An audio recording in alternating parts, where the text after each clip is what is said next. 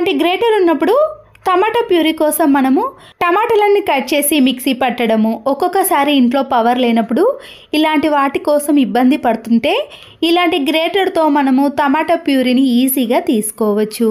ఇలా చేయడం వలన టమాటా పై ఉండే తొక్క కూడా ఈజీగా వచ్చేస్తుందండి. నేను ఇక్కడ ఒకే టమాటాను యూజ్ చేశాను, కానీ టమాటా ప్యూరీ అనేది చాలా ఎక్కువగా వస్తుంది. మిక్సీలో వేయటం, దాన్ని క్లీన్ చేయటం అలాంటి పనుల కంటే ఇదే ఈజీ పని అండి. బేకింగ్ సోడాను ఇలా ఒక ప్లేట్లోకి వేసుకున్నాక దాంట్లో కొన్ని వాటర్ని కలిపేసేయండి. పాడైపోయిన ఒక టూత్ బ్రష్ని తీసుకున్నాక ఇలా గోడలపైన పెన్ మరకలు కానీ కలర్స్ మరకలు కానీ ఏవైనా ఉన్నప్పుడు అవి మనము ఎంత రఫ్ చేసినా కూడా రఫ్ కావండి. దాంతోపాటు పైన ఉన్న పెయింట్ కూడా పోతుంది కదా.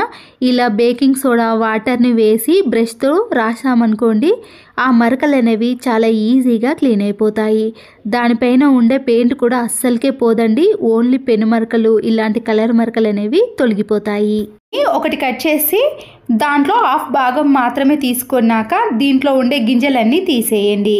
మనము ప్రతిరోజు రైస్ వండుకునేటప్పుడు దాంట్లో నిమ్మరసాన్ని కొద్దిగా వేసామనుకోండి, రైస్ అనేది తెల్లగా పొడి పొడిగా వస్తుంది. రైస్ కంప్లీట్ అయిన తర్వాత చూపిస్తున్నాను చూడండి. మనము కొత్త రైస్ తీసుకున్నప్పుడు రైస్ అనేది మెత్తగా తయారవుతుంది కదా, అలాంటి వాటిలో నిమ్మరసాన్ని వేసామనుకోండి, రైస్ అనేది మెత్తగా కాకుండా ఇలా పొడి పొడిగా తెల్లగా వస్తుంది. నిమ్మకాయలు ఉంటాయి కదండి, దాంట్లో నుంచి నేను ఇలా ఒక నిమ్మకాయని తీసుకొని ముందుగానే కట్ చేసుకోవాలి. సన్నపు ఉంటుంది కదండి, దాన్ని 2 టీ స్పూన్స్ వరకు వేసుకొని ఈ రసాన్ని మాత్రమే ఈ సాల్ట్లో కలుపుకోవాలి. దీంతో మన ఇంట్లో ఉండే రాగి పాత్రలు కానీ ఇత్తడి పాత్రలు ఉంటాయి కదండి, చూసారు కదండి ఏ కలర్లో ఉన్నాయో, ఇలా నిమ్మకాయ సాల్ట్ వేసి మనము రాగి పాత్రలను కానీ ఇత్తడి పాత్రలను కూడా ఈజీగా క్లీన్ చేసుకోవచ్చు. ఇక చూసారు కదండి ఇత్తడి పాత్ర అనేది ఏ కలర్లోకి వచ్చేసిందో, ఇలా చాలా నీట్గా క్లీన్గా కనబడుతుందండి. మనము ఎక్కువగా కష్టపడకుండా సింపుల్గా ఇత్తడి పాత్రలను రాగి పాత్రలను క్లీన్ చేసుకోవాలంటే ఈ పద్ధతిలో క్లీన్ చేసుకోవచ్చు.